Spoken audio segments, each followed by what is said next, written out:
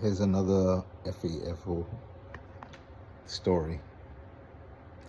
I know that you guys have been watching all the regrets being posted online about people regretting their votes for the orange one. Don't worry about this T-shirt. I'm not paying tribute to him. I just like the color. But anyway, if you look at this guy's reputation, you know, the people that's been hit hardest by his tariffs have been farmers, particularly the white farmers. You notice that you don't really see a lot of black farmers on TikTok commenting and complaining about how they're about to lose their farms. I can't speak about farming because I'm not a farmer, but I can speak about being black. And here's what I know.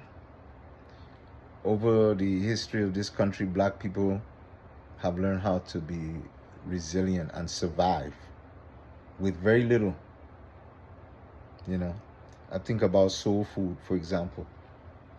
When black people was given the scraps and they took it, cooked it, and made a delicacy out of it. And now everybody wants to eat it. You know, think about the black culture. You know, everybody wants a piece of black culture. You know, a long time ago, rap music, they won't even play rap music on MTV. A long time ago. I mean, back in the 80s and 90s, you couldn't see or hear a rap video on TV. You know, because they were afraid of us. Our words were threatening. But now, nearly every video you see is black people in it. You know. Now, getting back to this whole farm thing, you see, because we learn how to survive with very little. When things get hard, it doesn't faze us because things are always hard for us.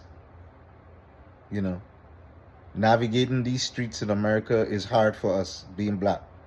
When you walk into a store, they always look at you like you're gonna steal something, or people look at you and you don't think you are as intelligent as you are, or they don't think you're qualified to do the job that you're doing. We're used to that. We're used to being treated harshly. Does that make us weak? No, it makes us strong. And that is why you look at these videos and you don't see black farmers on TikTok complaining about getting ready to lose their farm and how they regret their vote. We learn how to be strong in situations like that. All we know how to do is be strong and survive. Whether you're African or you're West Indian, as long as you're a member of the African diaspora, even in Africa, you learn how to survive. So that's all we ever been trained how to do, is survive with very little. There's a lot of people out here can't do that. They'll kill themselves if they're put into some of the situations that black people find themselves in on a daily basis. You expose them to that situation for just 2 or 3 days, they might lose their mind. But this is what we navigate every day. You know, they didn't give us loans for houses. There were a lot of redlining.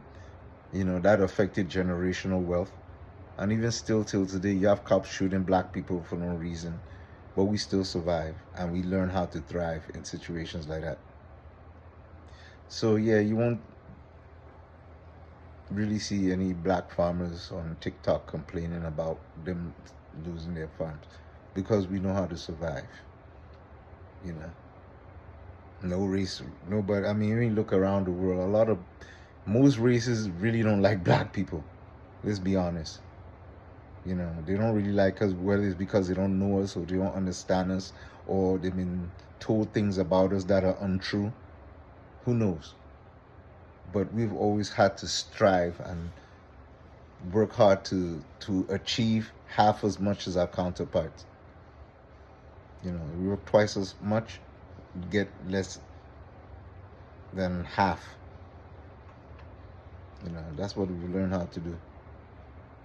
So yeah,